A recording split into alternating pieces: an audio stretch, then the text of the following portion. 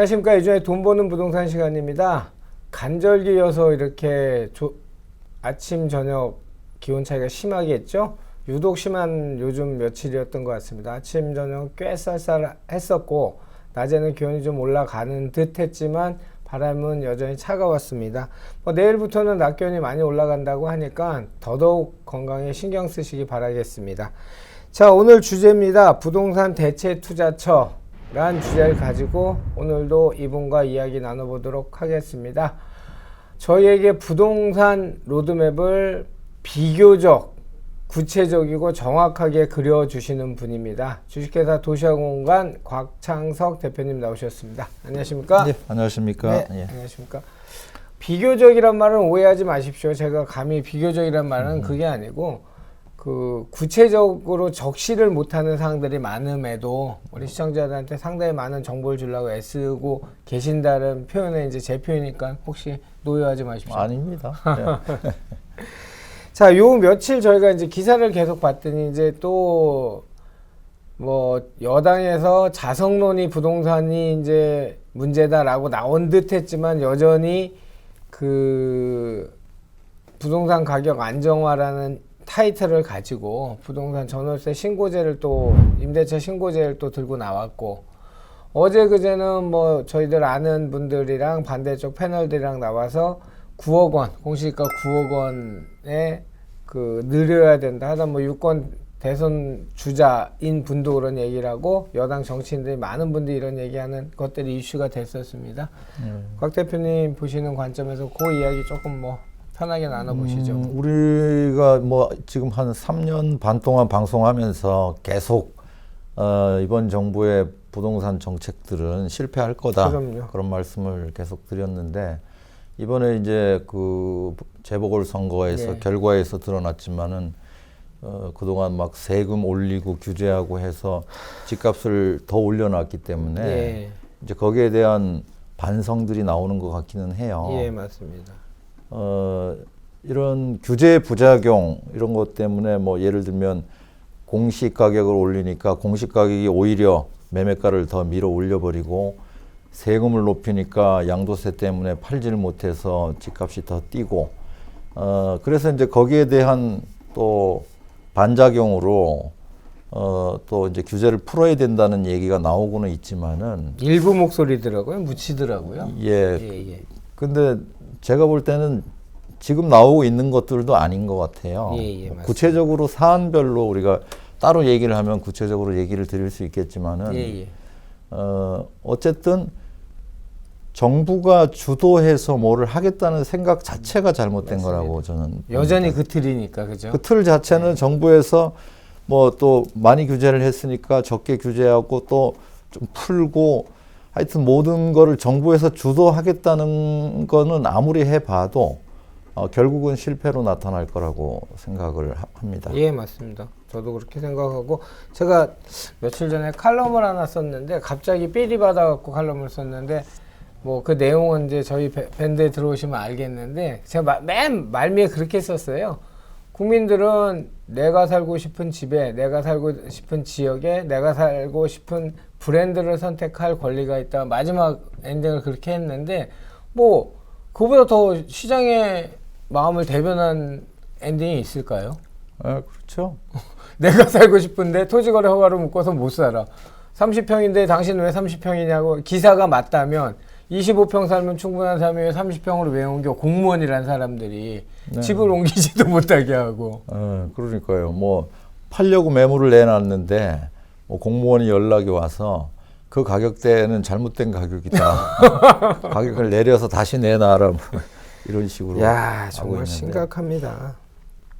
요즘 뭐 최고 이슈가 뭐 재건축 쪽인 것 같아요. 예, 맞습니다. 예, 그것 때문에 우리 저번에도 말씀드렸지만은 뭐 불가피하게 또 매물이 줄 수밖에 없고 네. 안 그래도 집값이 오를 타이밍이었는데 좀 앞당긴 측면이 없지 않아 있습니다 이번에. 네, 네. 그런데 우리가 뭐 똑같은 목소리를 냈지만은 예. 어쨌든 또다시 재건축을 뭐 이런저런 방식으로 해주겠다 예. 이런 것조차도 불확실성을 더 키울 가능성이 높아요. 당장에 또 재건축하고 대척 관계에 있는 리모델링 사업들은 또 맞아요. 위축될 수 있는 거고요. 어쨌든 재건축이 지금 완전히 프로크루테스의 침대처럼 또 잘라요? 또 잘려져 있어요. 뭐 재건축 조합 설립 인가나면은 뭐 거래를 못 하고 또 재건축에 관련된 세금도 이번에 또 양도세도 더 올라가게 되고 이제 2년 거주 안 하면 실거주 안 하면 또 2년 실거주, 입주권도 그렇죠. 안 주니까요. 그런 상황에서 또 재건축에 대한 기대가 또 생겼지 않습니까? 예. 이러면은 더 매물이 안 나오는 그럼요. 거예요. 그럼 또 재건축 뛸 수뿐이 없고 전반적으로 집값 상승을 불러올 수밖에 없는. 어쨌든 이제 정상으로 돌아가는 과정이긴 하지만은 또 이것도 상당한 부작용이 예상이 돼서 빠른 시일 안에 이런 것들이 추진되기는 어렵기 때문에 예, 맞습니다. 전체적인 이번 텀의 상승장하고 맞물려서 봤을 때는 지금 초기 재건축에 뛰어드는 거는 그다지 좋은 선택이 되지 못할 거다. 그러니까 목표치가 분명해야 될 거예요. 곽 대표님 저번에 우리 얘기했잖아요. 이제 재건축이 이제 가격 대비 투자로서는 지금 접근하지 않는 게 좋다 얘기하셨었잖아요. 예, 예. 근데 만약에 그 아까 얘기한 것처럼 저는 그 지역에 꼭 가고 싶은데 현금은 있고 그러면 재건축에 이제 실수요자는 들어가고 싶으면 들어가야죠. 그죠? 그렇죠. 그런데 장기적으로 보고 들어갈 수는 있죠. 그렇죠. 근데 이제 재초안이라는 또 엄청난 암벽이 있으니 현재 소유자가 재초안의 대상자가 되다 보니까 예. 이거는 정말 우리가 남자들 여성분들도 같이 이제 우리가 우스갯소리라는 말인지 막걸리인지 정책인지 이게 실험 대상인지 정말 종을 못 잡겠습니다. 저희가요. 네. 그래서 제가 오히려 제시하는 거는 이번 상승장이 그렇게 많이 남지는 않았거든요. 뭐 정확하게 모르지만은 뭐 한 4, 5년 정도 남지 않았나 싶은데 예, 아마 이번에 전 세계적으로도 그럴 가능성이 높아요. 예. 미국도 인재사 이제 착공 물량이 늘고 하는 걸 봐서는 예. 뭐 금리 상황 여러 가지 비춰봤을 때 이제 우리나라 경우는 지금 주택의 보유 자체를 어렵게 해놨거든요. 이렇게 되면은 이제 갈수록 주택 공급이 늘어나기는 힘든 구조예요. 특히 다주택자들은 이제 주택 시장에서 이미 관심이 떠나버린 상황입니다. 이렇게 되면은 굉장히 그 수급의 불일치가 점점 커질 수뿐이 없고 이제 쓸만한 주거지 사람들이 살고 싶은 양질의 주택은 줄어들게 돼 있어요. 예, 맞습니다. 그리고 원래는 주거 상품이 아닌데 비주거였는데 그 주거에 대한 수요가 점점 공급이 줄고 수요가 늘어나다 보면은 그런 것들조차도 대체 투자처가 될 것 같아요. 뭐 계속 얘기하셨던 넓은 평수의 오피스텔이라든지 뭐 이런 형태 얘기하시는 거죠? 그런 형태도 될 수도 있고 이제 앞으로 뭐 가격만 적정하다면은 신규 아파트를 공급하는 것들 이런 것도 대체 투자처가 될 수 있고요.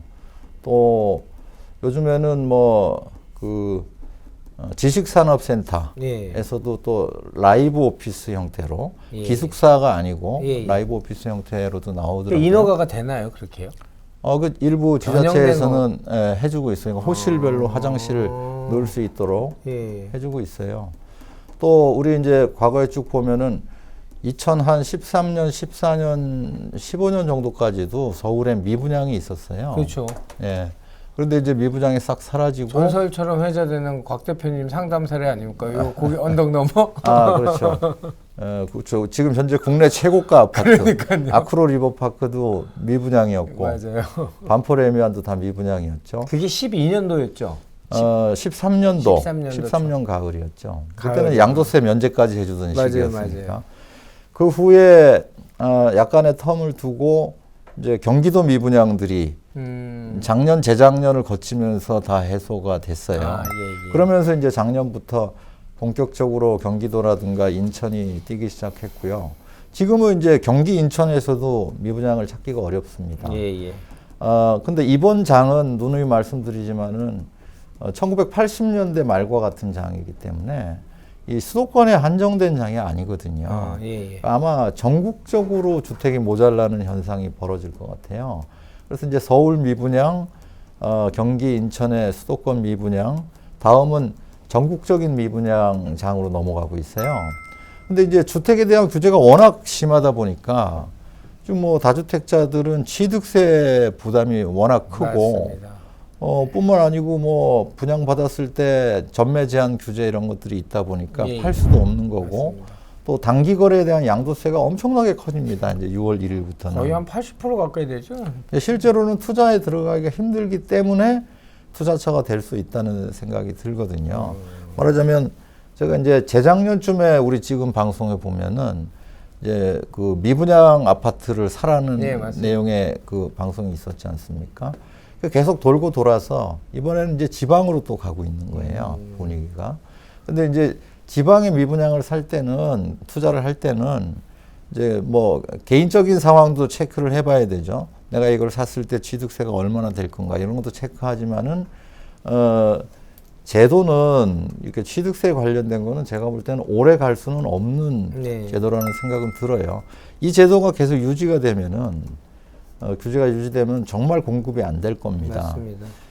그것보다는 더 주의 깊게 봐야 되는 게 해당 지역의 이제 수급에는 늘 한계가 있거든요. 예, 예, 맞습니다. 이제 늘 얘기하셨죠. 실수요층의 한계가 있는데 이건 뭐 복잡하게 설명하려면은 많이 복잡해지지만은 그냥 간단하게 설명드리면은 뭐 해당 지역 인구의 한 1% 이내 연간 공급이라면 연간 공급. 예, 뭐 예를 들면 인구가 100만 명인 지역이 있다. 그럼 만 가구 정도. 그러면 만 가구 정도까지는 소화가 된다는 거예요. 만약 10만 가구 정도의 도시라면은 그건 이제 생활권 기준으로 봐야 예, 됩니다.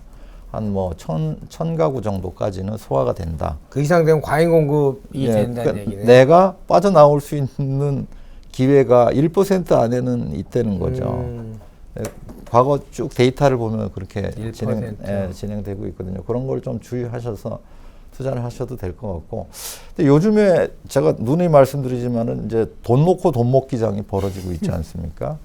이제 부동산에 관심 가지던 분들이 부동산을 도저히 투자할 곳이 없다 보니까 지금 이제 비트코인 뭐 이렇게 암호화폐, 가상화폐 쪽으로 많이 들어갔는데 비트코인에서 점점 확산되고 있어요. 이제 뭐 이더리움이라든가 그런 데에서 알트코인, 요즘에는 뭐 도지코인 해가지고 일론 머스크가 뭐 얘기했다고 해서 그런 데까지 해서 그냥 막연하게 돈 놓고 돈 먹기를 하고 있는 것 같아요. 진짜 야바이 같아요. 제가 보니까요. 그 도지 게임이라는 게 보니까 그 비트코인을 일컫는 그 뭐 개가 달을 향해서 짖는다라고 말 한마디에 그 주가가 올라가고 코인 가격이 올라가고 이거는 정상적이진 뭐 않은 것 같은데요. 그러니까 저도 한 몇 년 전에 이제 비트코인이 좀 쌀 때는 투자가 되겠다고 말씀을 드린 적이 있는데 했었죠. 다뤄주셨죠. 우리 이제 뭐 회원들한테는 많이 하신 분도 있고 한데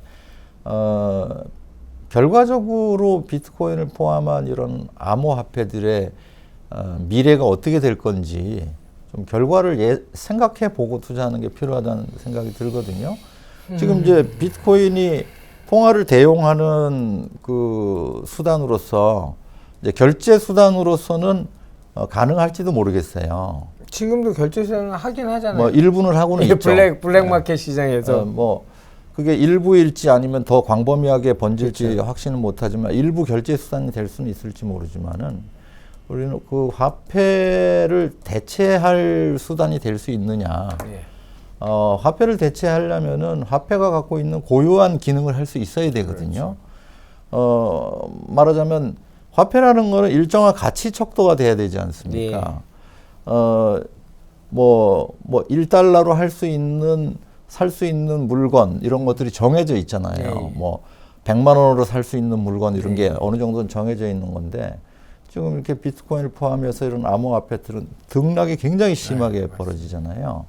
지금은 탐욕이 지배하고 있기 때문에 계속 올라가는 장이지만은 어느 순간에 뭐 예를 들어 비트코인이 뭐 3억이 됐다, 5억이 됐다 하는 순간에 팔려는 사람만 나오면은 가치가 확 떨어질 수도 있어요. 예, 맞습니다. 지금도 그런 현상이 일부 일어나잖아요. 그러면은 이게 이제 가치 척도로서 기능을 못 한다는 거예요. 어제 살 수 있는 물건과 오늘 살 수 있는 물건의 양이 달라지잖아요. 그 다음에 내가 비트코인을 갖고 있다는 거는 미래에 내가 그게 화폐라면 그걸로 어떤 물건을 살 수 있다는 구매력이라든가 내가 이 화폐로서 가치를 저장한다는 기능이 있어야 되는데 네. 그게 안 된다는 거예요. 맞습니다. 가격 변동이 너무 심하기 때문에. 그것 말고도 만약에 이 비트코인 같은 것들이 자리를 잡게 되면은 이 각국 정부의 화폐 통제력이 사라진다고 봅니다. 예, 그렇죠. 뭐 세금을 걷기도 힘들어, 예, 관세 예. 같은 걸 걷기도 힘들어질 거고요. 한국에서 비트코인 사서 미국에서 빼쓰고 하면은 이게 상당히 추적도 어려워질 거고, 그러면은 세금 걷기가 힘들고 화폐를 통제하지 못한다면은 각국 정부에서 가만히 있겠냐는 거죠. 맞습니다. 그래서 저는 그 비트코인을 포함한 이런 암호화폐들이 지금 굉장히 그 젊은 층에서는 아주 강렬하게 달려들고 있는 것 같아요. 이게 지금 뭐 튤립 버블하고 다를 게 뭐가 있냐는 생각이 들거든요. 물론 기성세대하고 젊은 층에서 받아들이는 이 암호화폐에 대한 인상은 달라요. 그렇겠죠, 물론. 말하자면 기성세대들은 뭔가 실체가 있는 거를 그렇죠. 추구하는 반면에 좀 젊은 세대들은 가상의 세계 자체도 이미 실체가 익숙해져 익숙해져 예, 있어요. 예. 실체가 있는 거로 받아들이는 그럼 거예요. 게임마다 돈 주고 뭘 사고 이러는 걸 그게 같은 맥락이지 않습니까? 그렇죠. 가상 세계에서 돈을 쓰고 하잖아요, 네, 지금. 맞습니다. 그러니까 그걸 실제로 받아들이고는 있는데 글쎄요. 저는 IT 쪽에 일을 뭐 해본 경험으로 볼 때는 실체가 있는 것과 없는 것은 분명히 차이가 있어요. 지속성에서 차이가 있거든요. 그렇죠. 뭐 해킹 위험이 없다고는 하지만은 그 영원히 없을지도 알 수가 없는 거고. 그래서 제 생각에는 이 비트코인이 당분간은 열풍이 불겠지만 비트코인과 같은 암호화폐를 대체하는 다른 투자 수단으로 머지않아서 이 투자가 번져 나갈 거로 예상이 돼요. 저는 어저께 기사를 보니까 김치 프리미엄이라고 이렇게 나와서 저는 우리나라 김치 종주국의 김치인 줄 알았더니 이 비트코인 슬픈 자산이더라고요. 유독 한국 사람들이 비트코인에 우리 한국 사람들이 그 호성심도 강하고 그래서 그렇게 하이 리스크 하이 리턴도 선호하는지는 잘 모르겠습니다만은 유독 세계에서 한국 사람들이 많이 모이는 비트코인 그래서 환차익 차이가 엄청나게 크는 거를 일컬어서 김치 프리미엄이라는 이런 단어를 쓰더라고요. 그거 보니까 이제 끝에 요즘 또 신조가 끝에 린자를 붙이지 않습니까? 불인이 줄인이 이제 이런 그래 뭐 서학 동학 이런 얘기까지 신조들이 계속 나오고 있는데 젊은 친구들이 얼마나 기대고 매달리고 싶은 또는 정상적인 루트를 밟아서는 부의 획득이 불가능하다고 판단이 되니까 저희가 이제 아까 곽 대표님 얘기하신 저는 이제 기존 세대라고 기성 세대라고 봤을 때 뭐 실체가 없냐 이런 걸 떠났을 그런 걸 포함해서 저는 사실 이해가 안 되거든요. 그런 지금 이런 열풍을요. 좀 이해를 한다면 그런 거예요. 이제 기성세대들은 다른 수단을 통해서 부를 축적할 수 있었는데 젊은 층에서는 예를 들면 지금 부동산으로 돈 벌기 힘들다. 맞아요. 뭐 자산 형성이 안 돼 있으니까 이거 뭐 소위 말하는 뭐 속된 말로 짤짤이라고 하잖아요. 예, 짤짤이라도 해서 돈을 벌어야 된다.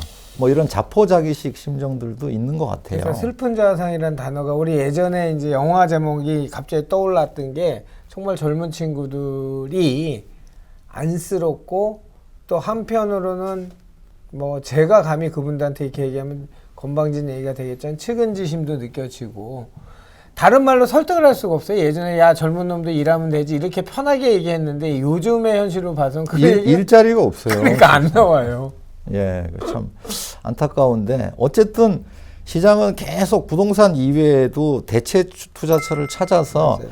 이렇게 자금은 투자처가 움직이잖아요. 예, 계속. 번져 나갈 거예요. 예. 특히 지금 올 하반기부터는 아마 본격적으로 거의 뭐 수십 년 또는 100년 만에 오는 이런 버블장의 시작이라고 저는 보고 있거든요. 얘기 계속 하셨죠. 예. 그래서 저라면 차라리 이런 뭐 코린이가 되기보다는 예. 그래도 실체가 있는 뭐 주식 투자를 한다든가 또 뭐 지금 이제 거의 한 2008년 글로벌 금융 위기 이후에 시간이 한 13년 정도 지나지 않았습니까? 예, 예. 그때 이제 주택 시장에 큰 충격이 주어졌기 때문에 그때 이후에 전 세계적으로 좀 주택 공급이 굉장히 적었어요. 맞죠. 그리고 지금부터 뭐 미국은 지금 주택 공급이 늘기 시작했지만은 다른 나라들은 그게 아직은 크게 시작 안 되는 지역들도 있거든요. 그러나 이제 코로나 위기 이후에 이제 시장 상황이 이 주택 쪽에서 보면은 굉장히 주택이 부족한 상황이 연출될 거예요. 그러면 주택 시장 하나만 보더라도 주택 공급이 늘어나면 뭐가 부족해지겠습니까? 뭐 사람이 부족한 건 아니에요. 결국은 거기 들어가는 자재들이 자재들이 부족해지지 않겠습니까? 그래서 그런 차라리 뭐 주식시장 원자재라든가 뭐 농축산물이라든가 이런 쪽이 실체가 있는 쪽을 가야 되지 않겠는가. 그리고 또 비트코인을 대체할 수 있는 소위 말하는 이런 게임에 가까운 투기, 그건 투기라고 봐야죠. 이런 그렇죠. 것들도 실체가 있는 쪽을 찾아야 되지 않겠는가. 먹을 게 작잖아요. 요즘 젊은 친구들이 네. 그것 때문에 하는 건데. 저는 아마 하반기부터는 그런 방향으로 뭔가 그냥 실체가 없이 돈 놓고 돈 먹기 하는 것보다는 실체가 있는 쪽으로 가지 않겠는가 하는 좀 막연한 추측을 해봅니다. 알겠습니다. 오늘은 뭐 조금 더 얘기를 지금 몇 분쯤 됐죠? 20분이요? 한 3, 4분 더 하죠. 공시 가격 9억이나 그 얘기 좀 한번 했으면 원체 지금 각 지상파에서 많이 다루고 있더라고요. 공시가 9억이면 이제 현실화율을 한 70% 봤을 때 한 13억, 14억 정도가 이제 공시가격 9억이라 봤을 때 이게 지금 굉장히 오랜 기간 소득 수준이나 중위 가격의 상승에 불구하고 종부세 대상이 9억이다. 이제 이러다 보니까 유력한 여권에서조차 완화시켜주자. 또 어떤 분은 아예 그걸 넘어서 최상위층 1%만 종부세를 걷자. 뭐 이런 여러 가지 함화평들이 나오고 있는데 우리 곽창석 대표님이 보셨을 때 그 공시가격 9억 원 기준에 대해서 의견을 좀 여쭙고 싶습니다. 글쎄 뭐 제 의견은 그런 기준 자체가 없어야 된다고 생각하는 예, 입장이. 근데 현실적으로는 뭐 현재 제도가 시행되고 있으니까 예. 현실적으로는 말도 안 되는 기준이죠. 예. 9억이 언제 때 9억입니까? 그러니까요. 지금 집값도 한참 뭐 서울 아파트 지금 3배씩 올라 있고 이런 상황인데 당연히 현실화 시켜야죠. 거기다가 지금 공시 가격 자체도 현실화 시킨다고 하지 않습니까? 맞아요. 그거는 현실화 시키고 예. 대상은 기준은 계속 갖고 있고요. 이제 굉장히 이런 식으로 되면은 뭐 가만히 있는데도 보유세가 천정부지로 올라가게 돼 있거든요. 그러면은 그게 결국 누구 손해냐면은 집 없는 분들 다 손해로 귀착됩니다. 근데 이거를 꼭 겪어봐야 아는 거예요. 그렇죠. 정말 수없이 100번도 넘게 얘기한 것 같은데 아무리 얘기를 해도 결국 결과가 나오기 전에는 모르는 거예요. 집 없는 사람들은 계속 집 있는 사람을 괴롭히면은 될 줄 알지만은 그렇지 않습니다. 결국은 조세가 전가된다니까요. 표준 임대차 그 얘기를 할 때도 얘기했고 이게 이제 무주택자한테 귀결이 된다 계속 얘기했지 않습니까? 근데 저는 지금 나와 있는 모든 규제 프레임들은 예를 들면 뭐 청약 제도를 어떻게 개편하자고 그러니까요. 얘기를 하는 예. 청약 제도를 없애야 된다고 맞습니다. 처음부터 주장했던 사람. 맞습니다. 아니 우리가 지금 선진국인데 무슨 청약 제도가 필요해요? 아니 근데 왜 이렇게 그 당의 당사자만 타겟팅을 하면 된다고 생각할까요? 이건 무식해서 그럴까요? 아니면 경험이 없어서 그럴까요? 그러니까 이게 정부 만능주의예요. 이렇게 뭔가 정부에서 뭐를 해주면은 나한테 혜택을 줄 거라고 생각하고 그런 게 마치 여론인 것처럼 호도되어 있으니까 언론도 그쪽을 쫓아가니까. 맞습니다. 근데 제가 볼 때 저한테 그런 거 묻지면 물으면 저는 아예 없애야 된다는 쪽이에요. 제가 아까 칼럼 얘기 잠깐 했었죠. 제 칼럼 제목이 시장 경제에서 공공이 주도하는 정비 사업이라는 주제입니다. 의미가 이렇게 약간 언밸런스죠. 지금 이 시장이 지금 전체 그렇습니다. 시장 경제에서 공공이 주도하는 정비 사업이라는 글을 썼었는데요. 곽 대표님하고 제가 정말 몇 번 말씀드렸는데 저희 처음 방송할 때부터 이 리스트업을 쭉 해서 제목을 한번 연도별로 알려드릴게요. 그러면 제가 봤을 땐 그거보다 투자 가이드 좋은 거 없을 것 같은데요. 그죠? 근데 뭐 계속 연속돼 있으니까 중복되는 것도 많고. 아니 중복된 건 뭐 다 알아서 들으시겠죠 뭐. 근데 이게 중복이 되는 게 꼭 나쁘지만은 않아요. 왜냐하면 본 줄기가 하나이기 때문에 그렇죠. 그런 거잖아요. 자, 오늘 어떠셨어요? 재밌으셨죠? 뭐 하면서 저도 재미나서 흥이 나서 시간을 아까 우리 기술진한테 여쭤보고 조금 더 늘릴 만큼 재미있었습니다. 여러분들도 이 재미가 전달됐으면 좋겠고 여러분들한테 도움이 됐으면 좋겠습니다. 늘 도움이 됐으면 하는 마음으로 곽 대표님도 고민하시고 저도 고민하고 하는 방송이고 만드는 방송입니다. 많이 널리 알려주시고요. 좋아요, 구독은 뭐 돈이 안 드니까 많이 눌러 주십시오.